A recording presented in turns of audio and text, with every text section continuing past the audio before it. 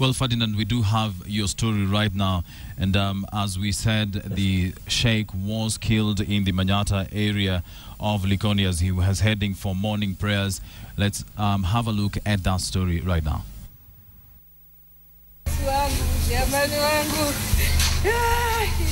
Tears of agony at the Pandya Memorial Hospital mortuary.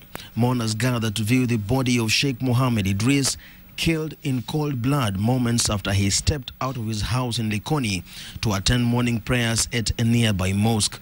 Kuna watu ambao wamemvamia wakampiga risasi. Alipopigwa risasi wakatoroka. Hamisi Juma was one of the worshippers who attempted to save Sheikh Idriss's life. He says the 5 a.m. prayers at Masjid Swalihina were interrupted by the sound of 2 gunshots. Imam alipokuja akaingia ndio akashika maiki akasema hizo risasi hapo zimemuua shekhe, ndio tukatoka wote. Tukaja, tulipofika hapa tukamkuta ashalazwa tayari. Hamisi claims they rushed him to at least 4 hospitals around Likoni, including a major hospital in Mombasa, but could not get medical assistance for varied reasons. Tukaambiwa vitanda vimejaa. Tukamtoa, tukampeleka Pandya. Pofika Pandya, yeye alikuwa amekwisha tayari. According to worshippers at the Masjid Swalihina, Sheikh Idriss normally used the back door to walk to the mosque in the mornings when he was here, and that is barely 30 meters away from his house. Now, those who picked him up say he was lying somewhere right here, which is barely 2 meters away from the back door, to suggest that the killers may have been lying in wait this morning before firing 2 precise shots and disappearing through one of the many alleys next to the house. Police are now trying to establish who killed Sheikh Idriss and why. Suspect anaweza kuwa mmoja, lakini kadiri uchunguzi utakapokuwa unaendelea wanaongezeka.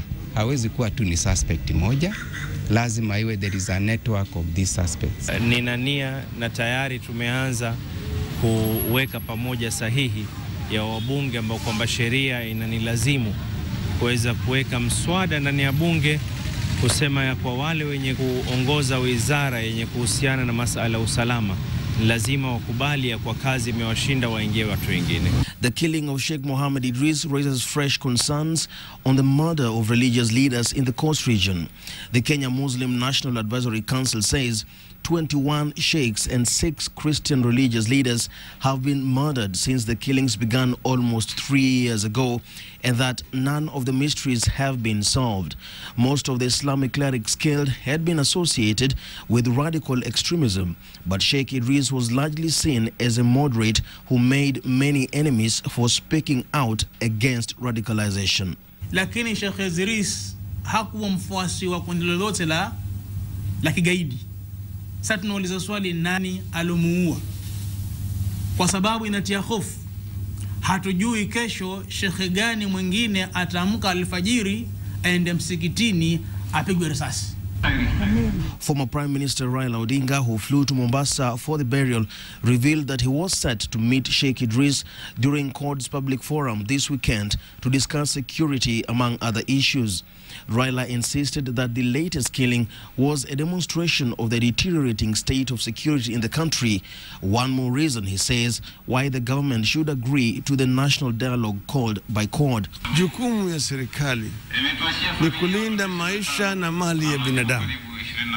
Bila hiyo hakuna haja ya kuwa na serikali. Kwa hivyo mimi ningerudi tena kupendekeza kwa ndugu zangu, tuketi chini tuongee. Tumesema kama Wakenya tushikane pamoja, tuzungumze ili tuweze kupata jawabu kwa shida haya. President Uhuru Kenyatta led elders at the Cohesion Conference in Nairobi in observing a minute's silence in honor of Sheikh Idriss in recognition of his peace efforts. In memory of Sheikh Idriss, a man who has worked hard to bring cohesion amongst our different faiths. He also sent his condolence message to Mombasa through top advisor Abdikadir Mohammed. Sheikh Mohamed Idriss was the imam at the controversial Masjid Sakina until November 2013, when armed youth raided the mosque, ejected the imams and took over leadership. He retreated to CIPK offices where he spoke against violence and radicalization of Muslim youth. The radical youth are said to have opposed Sheikh Idriss's moderate opinions, and he had since steered clear of Sakina and Masjid Musa for his own safety. The youth had temporarily changed the name of Masjid Sakina to Masjid Mujahideen, or Mosque of Muslim Fighters, and Masjid Musa to Masjid Shuhada, or Mosque of Martyrs, in honor of their fallen leaders. Since then, there has been a cold war of sorts between the perceived moderates led by Sheikh Idriss and the radical wing, whose influential leaders included Abubakar Sharif Makaburi and Sheikh Abu Drogo, both of whom were also shot dead in unclear circumstances. Lately, Sheikh Idriss has kept a low profile in the wake of increased violence and deaths in Mombasa.